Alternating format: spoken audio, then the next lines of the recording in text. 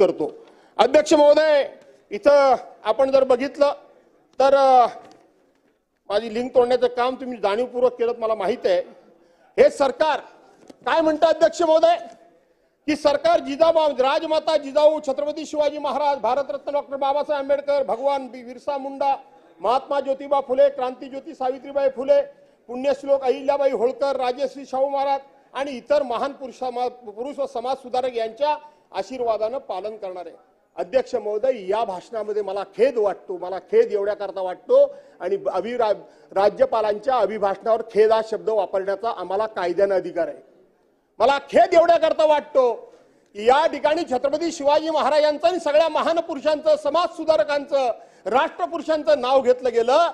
अध्यक्ष महोदय, या राज्यामध्ये 50 वर्षापूर्वी, 80 वर्षापूर्वी छत्रपती शिवाजी महाराजांचा पुतळा असेल, ताराबाई राणींचा पुतळा असेल, आणखीन कोणाचा आंबेडकरांचा पुतळा असेल, शाहू महाराजांचा पुतळा असेल, महात्मा ज्योतिबा फुलेंचे पुतळे असतील, यांचे 50, 60, 70 वर्षापूर्वीचे पुतळे आजही दिमागदारपणे, आजही ताटमानेनं, आजही वारा वादळ, काहीही प्रसंग येऊ द्या, कोणतंही नैसर्गिक संकट येऊ द्या, ताठमानेनं उभे आहेत। पण 8 महिन्यापूर्वी त्या सिंधुदुर्ग, राजकोट मध्ये, मालवण मध्ये छत्रपती शिवाजी महाराजांचा पुतळा उभा केला।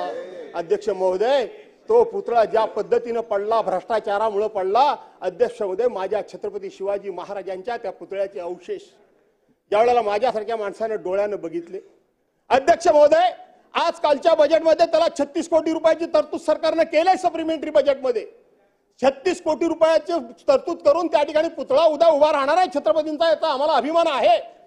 परंतु अवघ्या 8 महिन्यामध्ये उभा केलेला छत्रपती शिवरायांचा महाराष्ट्रामध्ये केलेला पुतळा हा कोसळू कसा शकतो, पडू कसा शकतो? अध्यक्ष महोदय, याच्याबद्दल सरकार काही शोध काम करणार आहे की नाही, याच्याबद्दल आमचे राज्यपाल महोदय खेद व्यक्त करणार आहेत की नाही? अध्यक्ष महोदय, हा माझ्या दृष्टीने महत्त्वाचा प्रश्न आहे। अध्यक्ष महोदय, मी बघायला गेलो त्या ठिकाणी, आमचे नेते गेलेच होते, त्यावेळच्या प्रकाराबद्दल मी आता बोलत नाही, पण मी बघायला गेलो। अध्यक्ष महोदय, तिथलं काम इतकं निकृष्ट दर्जाचं काम आहे। तिथे जांभा दगड जो कोकणामध्ये मिळतो त्याचं फ्लोरिंग तयार केलेलं आहे, चालताना सुद्धा माणसाला ठेचा लागतात, इतक्या पद्धतीचं ते फ्लोरिंगचं काम आहे। अध्यक्ष महोदय, भिंती ज्या आहेत त्या भिंतींना असा हात लावला, तिथली सफेद वाळू वापरून त्या ठिकाणी त्या भिंती तयार केलेल्या आहेत। अध्यक्ष महोदय, ज्या दिवशी त्या पुतळ्याचं अनावरण झालं त्या दिवशी शेजारच्या घरातून लाईट आणला गेला होता, तो पुतळा पडला म्हणून मी बघायला गेलो, तोपर्यंत तिथं लाईट सुद्धा अध्यक्ष महोदय आलेला नाही।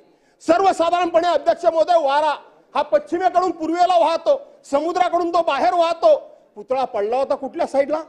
वास्तविक इकडून वारा येतो म्हटल्यानंतर तो इकडे पडायला पाहिजे होता, पण तो पुतळा तिकडे पडला होता। अध्यक्ष महोदय, एक अवशेष ज्या पद्धतीने भग्नावस्थेमध्ये, ज्या पद्धतीने विखुरला होता, पडलेला होता, हे बघितल्यानंतर मनाला अत्यंत वेदना झाल्या। अध्यक्ष महोदय, तर कुणी केला, कोणाच्या कारकिर्दीत झाला, काय झालं, पण ज्यांनी कुणी या छत्रपती शिवाजी महाराजांच्या पुतळ्यासारख्या ठिकाणी भ्रष्टाचार केला त्यांना सरकार शासन करणार आहे की नाही? आणि तो पुतळा उभा करण्याबद्दल तुम्ही कराच, परंतु त्याबद्दल राज्यपाल महोदय काही खेद व्यक्त करणार आहेत की नाही, हा आपण विचार या ठिकाणी केला पाहिजे। अध्यक्ष महोदय, महाराष्ट्र राज्याचं एकंदरीत उत्पन्न जे आहे, देशाच्या सकल उत्पन्नाच्या 14% उत्पन्न हा एकटा महाराष्ट्र देतो, असंच राज्यपाल महोदय म्हणतात। अध्यक्ष महोदय, जर 14% एकूण उत्पन्नाच्या 14% उत्पन्न जर महाराष्ट्र देशाला जर देत असेल